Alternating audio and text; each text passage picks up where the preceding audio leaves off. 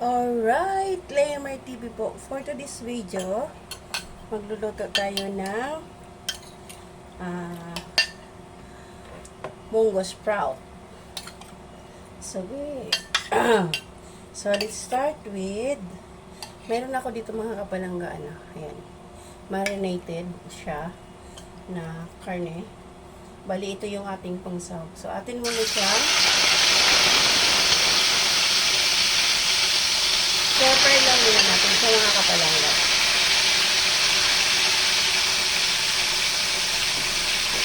Pepper lang.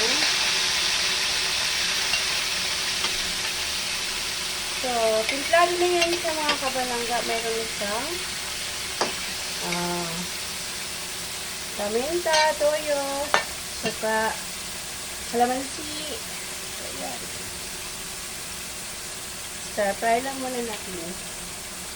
Okay?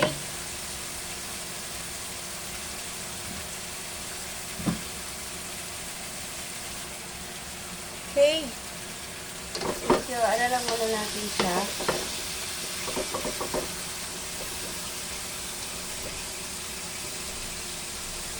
So, atin muna siyang medyo pa-brownish lang. Patanggal lang natin yung medyo may mantika para please halulas yung oil niya mamaya. Tatanggalin natin yung maraming oil.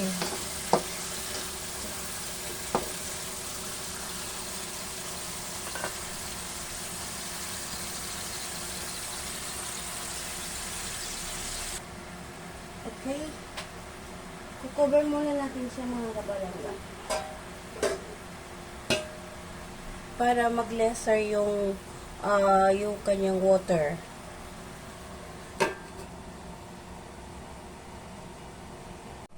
Okay, let's check.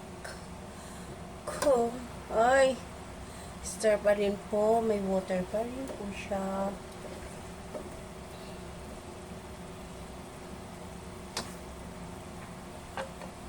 So, yan. Pa-laser lang natin yung tubig niya mga kabalangga, yung water niya.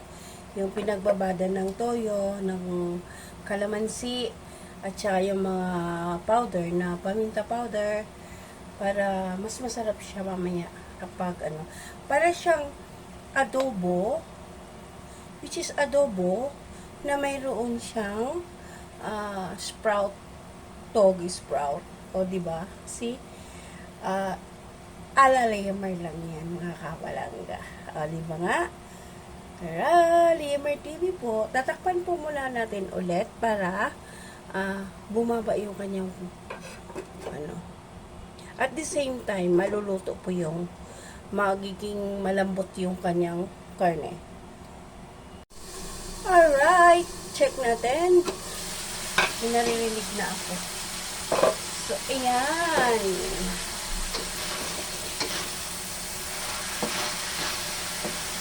So, palalabasin lang natin yung kanyang oil. So, medyo na siya mga palangga. Ayan. Wala na yung kanyang yung pinagbabad natin kanina dyan.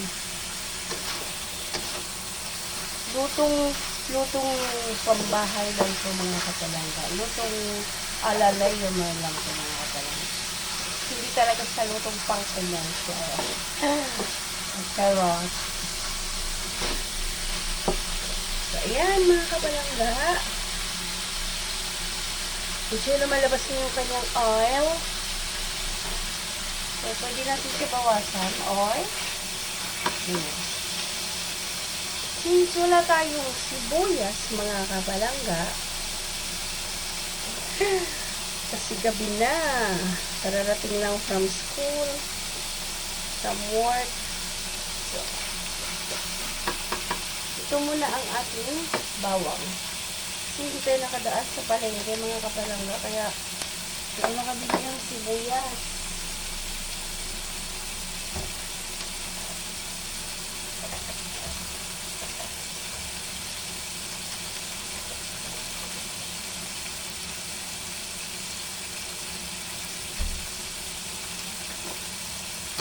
Pakukuloy lang natin.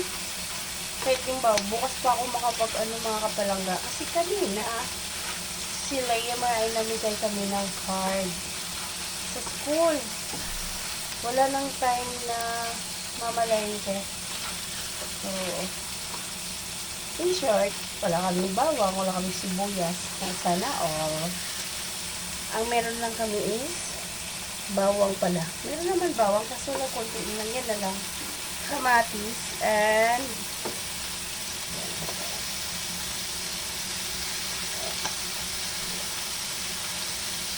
gigisa lang natin yung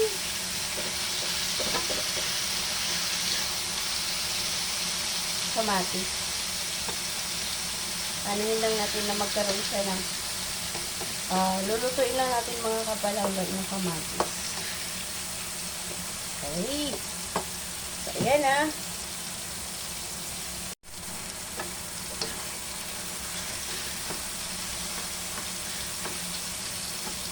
So, halo lang natin mga kapalangga.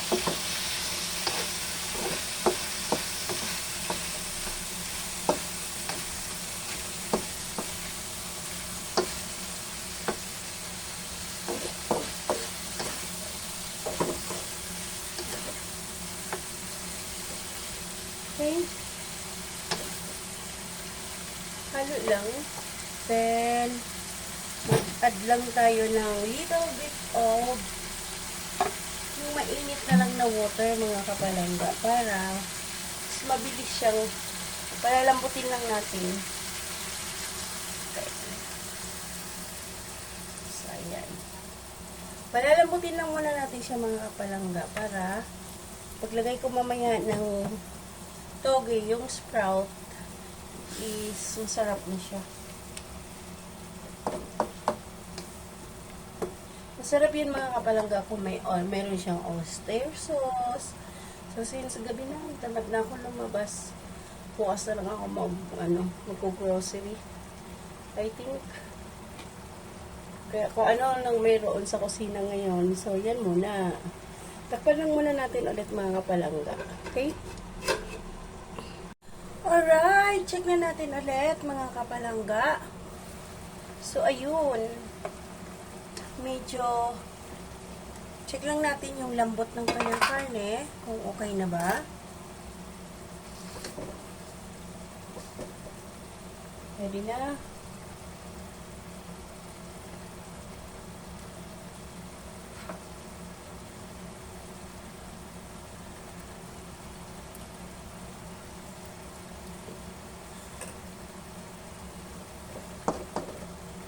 Okay na mga kapalangga. So, ayun.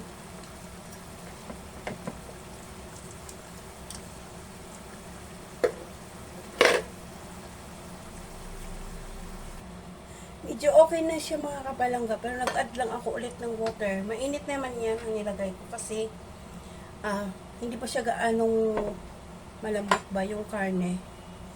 So, pakukuluin lang ulit natin, then paanuhin lang natin yung kanyang water, ay yung kanyang sabaw na magle-lesser lang siya ulit. Sige, takpan natin mga kapalangga. O, diba? Okay. Sa aking pagbabalik, Layamar TV po ulit.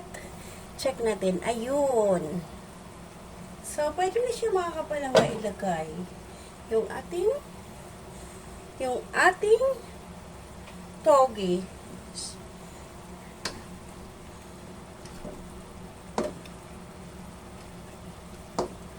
So, ayan.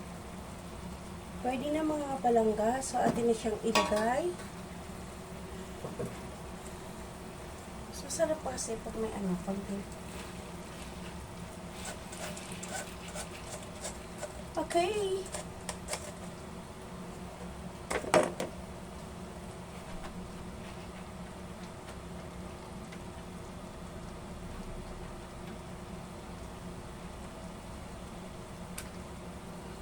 So, ako lang ang may gawa niyan mga kapalangga. Si Layamar lang. Si Layamar lang ang may invento niyan. Mag-i-invento nito. So, takpan muna natin ulit. Alright, check ulit natin. Baka pwede na. Ayun. So, pwede na siya mga kapalangga. So, yan lang siya mga kapalangga. Wala tayong ibang ilalagay dyan. Bali, adobo siya na mayroon siyang sprout.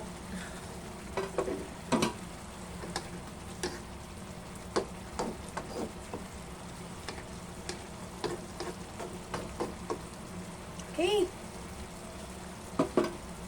So, ayan mga kapalangga, done na po siya. Ayan.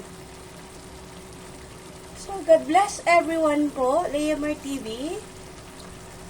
Saying, please don't forget to subscribe, like, and share. Thank you so much po sa lahat ng support. Bye! See you around mga kapalangga. God bless everyone. See you when I see you. Salamat!